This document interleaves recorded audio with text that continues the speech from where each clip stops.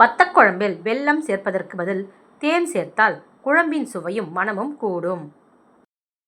ஆப்பத்திற்கு மாவு அரைக்கும் பொழுது அதில் சிறிதளவு குளிர்ந்த பால் சேருங்கள்.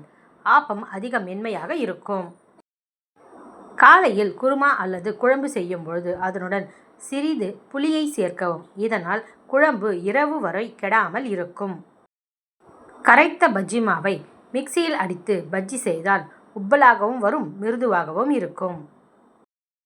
முறுக்குக்கு கடலை மாவு பொட்டுக்கடலை மாவினையும் அரிசி மாவுடன் 1:2 என்ற விகிதத்தில் கலந்து செய்தால் முறுக்கு மொறுமொறுவென இருக்கும்.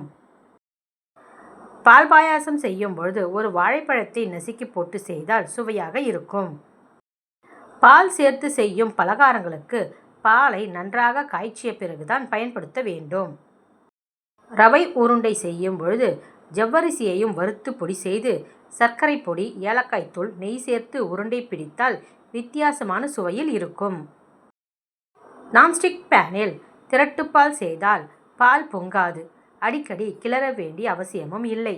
ஓரங்களில் ஒட்டாது. கொதித்து குறையும் அளவு கூட அதிகமாக இராது. சாதாரண பாத்திரத்தில் செய்வதை விட திரட்டுப்பால் சிறிது அதிகமாகவே கிடைக்கும். ரவை உப்புமா செய்யும் பொழுது பாதி அளவு தண்ணீருக்கு பதில் தேங்காய்பால் சேர்த்து செய்தால் ருசியாகவும் மணமாகவும் இருக்கும். கேசரி செய்யும் பொழுது நீரின் அளவை குறைத்து அதே அளவுக்கு பால் கலந்து செய்து பாருங்கள். கேசரி நல்ல மணத்துடன் பால் வாசனையுடன் இருக்கும். கீரையுடன் பைத்தம்பருப்பு சேர்த்து கூட்டு செய்யும் பொழுது 1 கப் பாலை விட்டால் மணமாக இருக்கும்.